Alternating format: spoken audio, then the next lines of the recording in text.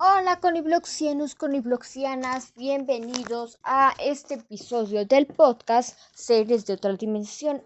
Antes de eso les quiero pedir que se suscriban, denle like y sin más vamos a comenzar. El capítulo de hoy es algo que ya se ha hablado mucho pero poco, no sé, yo no sé mucho, pero según internet, no es cierto ya, pero mm, muy pocos se atreven a contarlo, o eso quiero creer. El tema de hoy se llama amarres de amor. ¿Qué son los amarres? Los amarres pues básicamente son pues como un tipo de forjación, fuerzas a una persona a estar contigo. Básicamente yo lo definiría como el hechizo que sirve para que una persona se enamore de ti, estén juntos y demás. Pero, como yo no sé qué es el amarre, vamos a investigarles qué es el amarre. Así que, sin más, vamos a comenzar con las historias y la introducción a qué es un amarre. Un amarre es una creencia popular que involucra prácticas esotéricas o rituales para atraer o mantener a una persona en una relación romántica. Es lo que les comentaba, que es forzar a una persona a estar contigo, ¿ok? Se basan en la idea de que se puede influir en la voluntad o los sentimientos de alguien para que se enamore o permanezca enamorado de otra persona. Orígenes y creencias. Los amarres de amor se practican eh, se asocian a prácticas como la magia, brujería y astrología, y se basan en la idea que se puede influir en las energías o el destino de una persona para lograr un objetivo específico, en este caso el amor.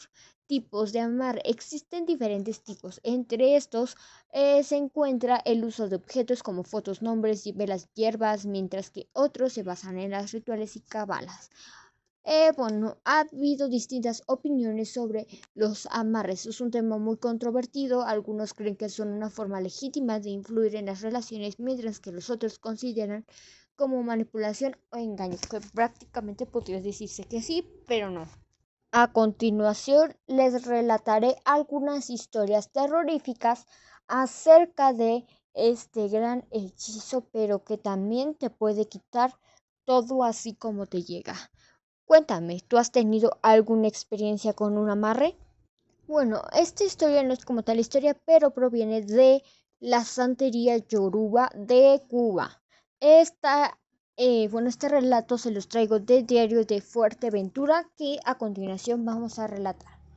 Uno de sus amarres de amor, que podría ser de los más efectivos y que han llegado hasta nuestros días, es el hechizo de amor con santería yoruba. Se trata del ritual para el amor por excelencia de los santeros cubanos y la santería de Cuba, que lleva empleándose siglos para intentar curar el desamor, que yo me lo voy a hacer mediante oraciones y ofrendas. La ritualista del equipo de Alicia Collado intenta obtener el favor de los santos orishas, que podrían decidir interceder por vosotros y ayudarlos a intentar solucionar todos esos pequeños conflictos que podrían existir en nuestra pareja. Ese es un amarre de amor, de que también podría decirse que podría funcionar como un endulzamiento. Se suele utilizar en casos de rupturas, distanciamiento en pareja, y si se obtiene el favor de los orillas, se podría llegar a disfrutar una relación mucho más romántica y estable que antes. Bueno, a continuación ya voy a relatar, es que no encuentro historias, pero bueno, aquí les van algunas historias de Diario de Pontevedra, así que si encuentro van a ser de aquí, pero bueno, espérenme. La siguiente historia viene de una página de terror, de una página que se llama historiasdeterror.com, amarre de historia. Ahora sí, amarre de amor. Les contaré esta gran historia. Aunque esta historia no me ocurrió a mí directamente, sino a mi madre, sin duda me vi muy involucrada en ella. Se podría decir que nací en una familia atea. Mamá y papá siempre decían que las deidades, la magia, fantasmas o cualquier tipo de entidad paranormal no eran más que patrañas de pequeña. Incluso recuerdo que cuando llegábamos a ver algún espectáculo de magia callejero, pocos días después, papá se informaba con compraba lo necesario y nos enseñaba cómo hacerlo. No sabría decir si esto de no creer en la magia o dioses me afectó. Yo creo que no. Sin embargo, debo admitir que cuando mi padre murió, cuando yo solo tenía 10 años, me sentí decepcionada y me atrevería a decir aterrada, cuando una anciana me dijo que como mi padre había renegado de días anteriores toda su vida, en el momento en el que estaba hablando conmigo, mi papá se estaba quemando en las llamas del infierno por blasfemia. Bueno, esto sí es cierto, te puedes quemar en algún momento por blasfemia. ¿Sabes por qué? Porque tienes que creer en algo para no llegar al limbo. Bueno, ahora sí continuemos. Recuerdo que lloré más por el hecho de que pensé que mi papá estaba sufriendo en el infierno que por el hecho de que estaba muerto. Mamá fue la que me dijo que no era verdad. Me dijo que aun si algo así existiera, mi papá nunca pondría un pie ahí, pues si era un hombre bueno y justo. Y según esa mitología, este sitio era para personas malas que les hicieron daño a otros en vida. Eso me tranquilizó mucho. La muerte de mi papá sin duda fue un golpe muy duro para toda la familia. Yo era la mayor de 3 hijas. Las llevábamos mamá y yo. Bueno, tenía hermanas gemelas y bueno, que eran pequeñas, entonces ella y su mamá se ayudaban. Poco a poco encontramos la manera de salir adelante por nuestra cuenta. Creo que pasó cerca de 3 o 4 años cuando mamá decidió que debía darse la oportunidad de conocer a más personas. La verdad, al principio no me agradó mucho la idea, pero después de tomar terapia acepté que no era justo esperar que mamá se quedara sola por el resto de su vida. No era que papá hubiera querido, pero las parejas de mi mamá iban y venían. Creo que nunca duró con ninguno más que de unos cuantos meses, por lo que jamás llegamos a conocer a ninguno del todo. O eso era hasta que él llegó a nuestras vidas. No sé si deba decir su nombre, pero me gustaría, por si alguien lo conoce, no se relacioné con él, pero por otra quizás sea mejor capaz de hacerle algo a mí o a mi familia. Creo que lo dejaré como M. Verán, M llegó a nuestras vidas cuando yo estaba a punto de cumplir mis 15 años.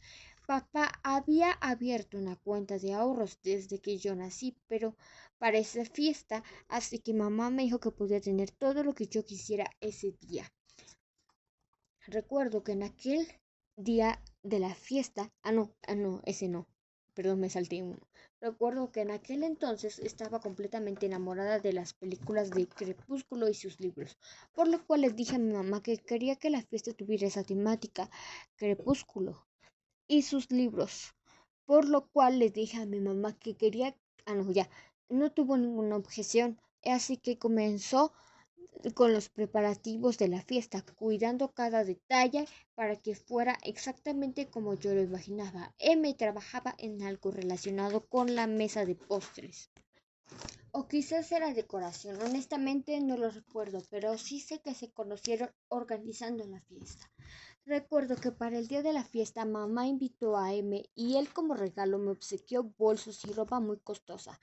Así que también la saga de los libros de Crepúsculo con pasta dura que mi mamá no había podido comprarme. No voy a mentir, en ese momento esos obsequios hicieron que me agradara mucho, a pesar de ser solo la tercera vez que lo veía. La fiesta sin duda fue la mejor experiencia que tuve en mi vida. Bueno, eso sí, les voy a decir algo.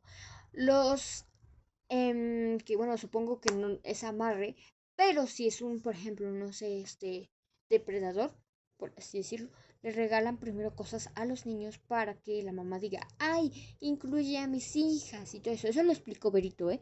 Pero bueno, vamos a continuar la historia. Desde ese entonces, sí. Desde ese entonces, mamá comenzó a frecuentar a M con más frecuencia. Creo que pasaron cerca de 2 meses en la que todo parecía ser perfecto, ya saben, como casi cualquier inicio de cualquier relación sana. Sin embargo, una tarde mi mamá volvió de una cita con él, se veía algo triste y me dijo que simplemente no había funcionado. Yo la comprendí. Si algo admiraba de ella era que siempre nos decía que no debíamos conformarnos con menos de lo que queríamos merecer. Ay, yo quiero a esa mamá, es cierto, no, yo prefiero a mi mamá, pero me serviría ese consejo porque yo soy migajera. Bueno, ahora sí, considero que esta fue mi primera experiencia viendo a alguien tan intenso. Llamaba casi toda la noche, todos los días, y cuando mi mamá apagaba su teléfono, descolocaba el teléfono de la sala, nos llamaba a nuestros teléfonos míos y de mis hermanas. A veces llegaba ebrio a la mitad de la noche y tocaba la puerta durante horas. Mi mamá salió una noche a decirle que debía parar de una buena vez, o le pondría una demanda para que no se nos volviera a acercar. Y aunque consiguió que esa noche él se fuera, a los pocos días, a lo mismo mamá, ya bastante harta de esta situación, sí le contesté el teléfono una noche solo para decirle que al día siguiente iría con el abogado para comenzar la demanda, y esta vez no fue una amenaza vacía. A la mañana siguiente mamá salió muy temprano de la casa para ir con el abogado antes de ir a su trabajo. La demanda procedió y me parece que incluso a él le llegaron los papeles o algo así, porque por alguna razón llegó muy furioso unos días después diciéndole que la amaba, y quién sabe qué más. Se sangró la mano golpeando la pared de la casa. M era muy volátil, se comportó de esa manera y más tarde esa noche llegó a la casa con serenata para que lo perdonara, y obviamente mi mamá no salió porque eventualmente se terminó yendo. Esto pasó de una forma tan rápida que no sé explicarla, por lo cual solo diré que mi mamá lo perdonó. Ay, siempre pasa. Fue uno de los días. 2 días después de la serenata retiró los cargos y no solo volvió con él, sino que los llevó a vivir a nuestra casa, algo que jamás había hecho con ninguna de sus parejas, pues nos había dicho que si eso sucedía en algún momento lo haría primero con nosotras, y si alguna no estaba de acuerdo no lo haría. Pero lo llevó de la nada y sin preguntar nos dijo que no se había dado cuenta de cuánto lo amaba y que no podía vivir otro minuto de su vida sin él. Aquí empieza el amarre, se me hace. Y como ninguna de nosotras sabía qué rayos opinar sobre esto, pues simplemente nos resignamos. Solamente tuvieron que pasar unos cuantos días para odiarlo por completo. No quería mover un solo dedo para mantener la casa limpia. Jamás lavó un plato o vaso que ocupó, algo que era una regla en la casa. Se acababa el agua caliente y casi enseguida que se mudó dejó su trabajo. Así que se quedaba todo el día en el sofá mirando televisión, devorando nuestra comida. Mi mamá parecía no darse cuenta de lo horrible que era ese hombre. A mí me pasó, que era un huevón, flojo, hijo de su inútil, que ya sabrán quién, pero bueno, siempre que cualquiera de nosotras se quejaba de él, se acababa el agua caliente o no dejaba comida para nosotras. Mamá únicamente decía que ella lavaría todo lo de él y nos decía que podíamos pedir una pizza o algo a domicilio si es que teníamos hambre, siempre recalcando que todo eso era fácil de arreglar, por lo que no era un problema por el cual debíamos reclamar. Pero antes de una pausa, o sea, güey, se te acaba el dinero y ese hombre se va a seguir acabando tu comida. Cuando ya no lo necesites, ya no te necesites, se va a ir. O sea, también usted, señora, pero bueno, y que estábamos exagerando. La situación se volvió aún más insoportable. Al pasar los meses, él era grosero con nosotras, actuaba como si esta fuera su casa. Si mis hermanas y yo llevamos invitados, cuando se iba nos decía que hacíamos mucho ruido y que no dejábamos que descansara a gusto, y que no quería que volviéramos a llevar a nadie, e incluso llegó al punto de correr a mis amigos un día en el que yo le había pedido permiso a mi mamá de invitarlos, o sea, un huevón, para ver una serie. Aquel día al que yo le había pedido permiso a mi mamá, aquel día cuando mi mamá llegó a la casa, yo le dije que ya no podía seguir viviendo así y que él debía irse, pero mi mamá me dijo que yo no sabía lo que era estar enamorado de verdad, y que cuando yo supiera de que el amor era de que lo que era el amor verdadero, dejaría pasar algunos detalles mínimos. Terminamos discutiendo mucho más esa noche. Pues yo le dije que cómo podía decirme eso sabiendo que papá era 1.000.000 de veces mejor hombre que lo que él podía llegar a ser. Y ella me respondió que ella amaba a M mucho más que a cualquier cosa o persona, incluso más de lo que había amado a mi padre. Recuerdo que terminé diciéndole a mi madre que si eso era lo que pensaba, entonces le marcaría a mi abuelo para que mis hermanas y yo nos fuéramos a vivir con él. Y entonces ella se quedaría sola con su horrible y mierda de hombre. De inmediato mi mamá cambió su semblante. Fue como si el miedo a perdernos le sacara de aquel trance de enamoramiento que le impedía ver las cosas tal y como eran. Yo digo que si era Marry. O sea, esa Marry. Y empezó. Bueno, pinche señor huevón, la verdad. Si ustedes nunca, chicas, nunca tengan un hombre huevón, nunca se casen con un hombre huevón, y es más, que las mantenga él a él. Él a ustedes. Yo sé que sonará muy interesado, pero háganlo así. Porque los hombres ahorita como están, como las mujeres ya están empoderadas, dicen, ah, pues nos mantienen, nosotros ya no hacemos nada. Pinches hombres huevones. Bueno, ya. Esa noche mi mamá, si bien no lo corrió de la casa, sí habló con él y le dijo que todos tendríamos que encontrar la manera de llevarnos mejor. Y también dijo que cuando ella nos diera permiso de traer a nuestros amigos, entonces él no podría decirles nada, ni que se fueran, y nos debería dejar la televisión o la sala si es que estábamos haciendo algún proyecto de la escuela. M estaba muy enojado, pero sobre todo sorprendido, como si no pudiera creer que mamá le pusiera límites. Pienso que si tuviera que repetir todo de nuevo, tal vez me hubiese ahorrado la parte en que estoy a punto de narrar. No lo sé, debí tomar a mis hermanas y salir de ahí.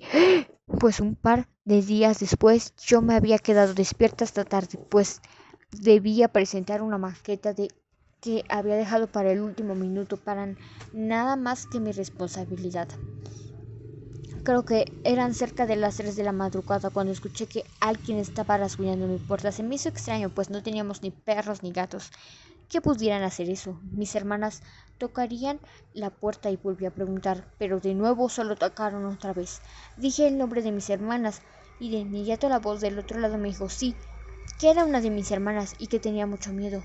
Sin reflexionarlo 2 veces, abrí la puerta. Una de mis hermanas estaba ahí. Me dijo que estaba escuchando ruidos extraños en la cocina y se me hizo extraño que ella tuviese miedo, como que ella creyera escuchar ruidos extraños, pues como dije antes éramos prácticamente ateas, por lo que no creíamos tampoco en fantasmas o eventos paranormales.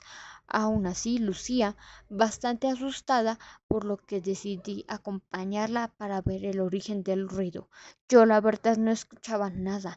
Estábamos bajando las escaleras en una total oscuridad. Mi hermana me sujetaba de la mano y si mi memoria me sigue siendo fiel, podría jurar que su mano estaba muy fría y que a medida que bajábamos le pregunté sobre qué clases de ruidos eran los que estaba escuchando. Ella me lanzó una risita burlesca y apretó un poco más mi mano diciéndome no escuchas, al mismo tiempo que comenzaba a tararear una canción que jamás había escuchado. Ya empieza lo bueno. Aquella tornada me hizo estremecer. Le dije que cuando termináramos de bajar los escalones, pero no lo hizo. Solo siguió avanzando al mismo tiempo de que enterraba sus uñas en la palma de mi mano. La desesperación comenzó a apoderarse de mí, pues algo dentro mío me decía que lo que estaba sosteniendo mi mano y guiándome, quién sabe por qué motivo, hacia la cocina, no era mi hermana. Comencé a tratar de zafármelo. Le decía que me soltara, pero ella no dejaba de tararear aquella atlética cantonada y lanzaba una risita esporádica, como si le diera gracia el hecho que yo creía que era capaz de liberarme de agarrarme. Ahora convencida de que no era mi hermana, ella no podía tener tanta fuerza. Grité y pateé sin éxito. Cuando justo antes de entrar a la cocina, intenté agarrarme de la pared de la puerta cuando sin querer presioné el interruptor de la luz y esa cosa desapareció al instante como si fuera una sombra que solo había podido existir en la oscuridad. Cuando la recuerdo hoy en día, todo el tiempo esa cosa se había mantenido en la oscuridad. Regresé a mi habitación encendiendo todas las luces a mi paso. No entendió qué era lo que me acababa de pasar, pero estaba segura de que estaba aterrada. Una vez en mi cuarto me revisé la mano porque estaba sangrando de donde sea esa cosa me había enterrado las uñas. Por supuesto que se lo conté a mi mamá al día siguiente, pero yo también era atea, no podía creer que un ente cambiaformas se había convertido en una de mis hermanas y después me hubiera lastimado. Me dijo que lo más probable era que había tenido un sueño muy vívido y tal vez me lastimé con alguna de las cosas que había usado para hacer mi maqueta, pero yo sabía que lo que había visto había sido algo muy real y lo confirmé cuando mientras salía de mi casa con mi maqueta, me sujetó por el hombro, me apretó muy fuerte y me susurró al oído con un tono enfadado y amenazante. Si te vuelves a interponer entre tu madre y yo, eso no es lo peor que te puede pasar, ¿entendiste, mocosa? Y esas palabras me asustaron tanto que solo asentí con la cabeza antes de salir de manera apresurada de la casa. No me atreví a contárselo a nadie hasta mucho tiempo después. Las cosas fueron solamente empeorando a partir de ahí. Nadie lograba entender cómo una mujer tan fuerte e independiente como lo era mi madre, podía estar en una relación tan tóxica. M la trataba horrible, no solo le gritaba, la trataba mal en público, sino que también comenzó a engañarla. Algunas veces tomaba del propio dinero de mi mamá para invitar a comer y recuerdo que en más de una ocasión llegó a llevar a más mujeres a la casa de mi mamá mientras ella trabajaba. Nuestra vida en la casa se estaba volviendo insoportable. Casi todo el dinero que mi mamá ganaba en su trabajo, ahora casi todo era para Amy. Y no importaba cuántas personas le dijera que lo engañaban o que lo habían visto meter mujeres a la casa. Mamá siempre decía que eran únicamente chismes del vecindario, que no soportaba ver a alguien siendo una pareja tan enamorada y perfecta como eran ellos dos y que solo eran envidiosas, que no estaba dispuesta a corresponder. Además, la casa estaba muy comenzando a volverse insoportable. No sé explicarlo, pero siempre que alguien entraba se sentía muy triste o en algunos casos irritable. Eh, Siempre terminábamos peleando y aunque a veces estuve a punto de llamar a mi abuelo para que nos sacara de aquí de una vez por todas, algo dentro mío me decía que no podíamos abandonar a mi mamá. Ahí que si le daba un poco más de tiempo, ella entraría en razón y lo dejaría. Únicamente teníamos que aguantar un poco más. 2 años después de esto comenzaron a ocurrir cosas algo extrañas. Tocaban la puerta y se iban corriendo antes de que la abriéramos. Tiraban todos los vasos y platos. No era extraño encontrar el piso de la cocina lleno de vidrios o cerámica rota.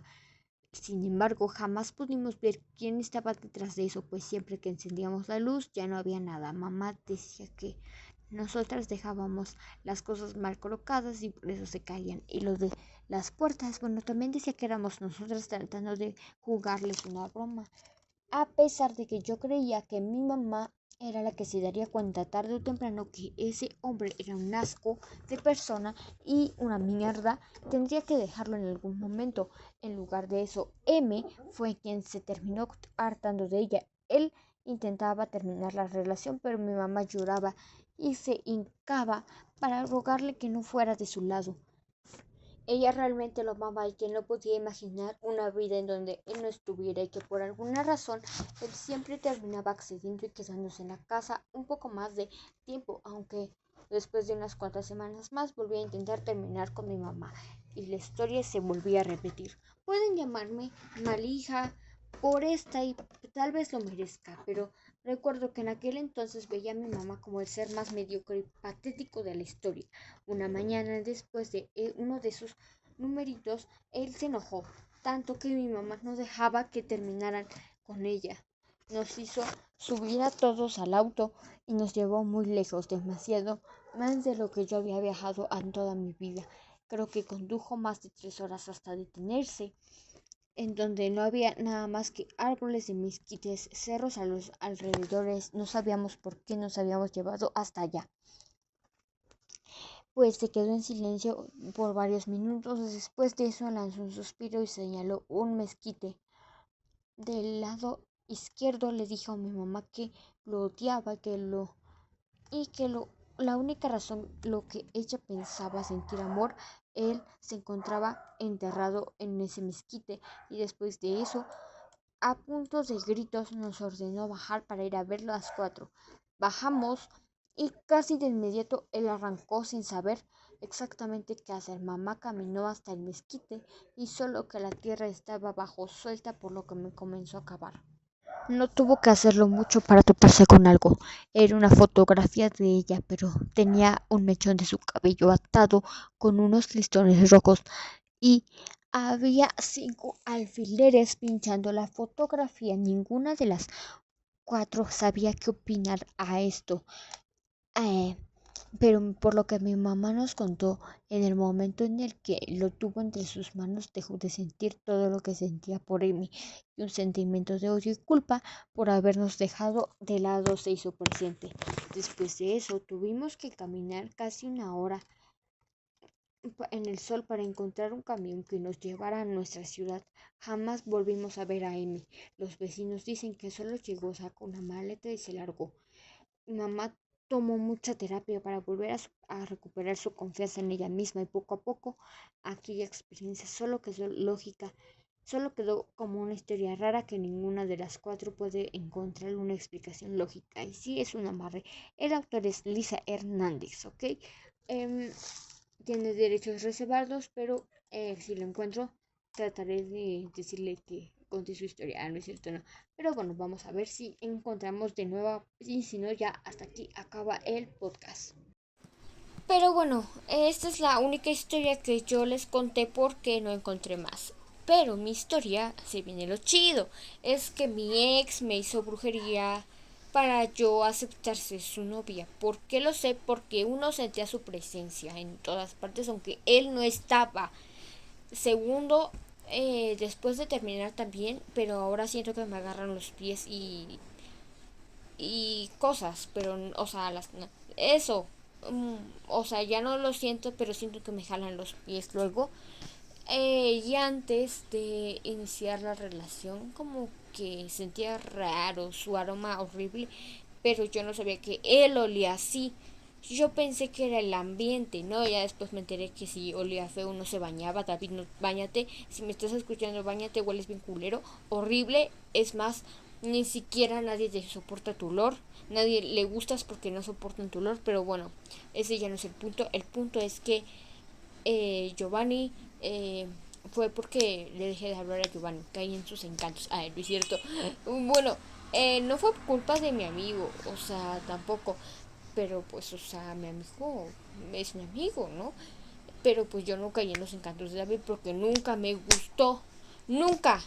Anduve para probar el amor. Pero chicas, si ustedes van a tener novio, juren que les guste, que a él les guste a ustedes y que no lo hagan por sentir de que, ay, no hagan la misma pendejada que yo de a ver cómo se siente el amor, porque yo no sentí amor, sentí pendejadas, sí, pero yo no sentía nada por él. De hecho, yo siento que sí fue amarre, pero lo que me dice mi vecino, que si está escuchando el podcast, pues ya sabrán quién es. Me dijo que no, no, tal vez no es amarre, pero mi amigo Noé me dijo que sí era amarre. Entonces yo no sé, me confundí, pero bueno, hasta aquí acabó el capítulo, que lo corté porque duraba 30 minutos, pero bye bye.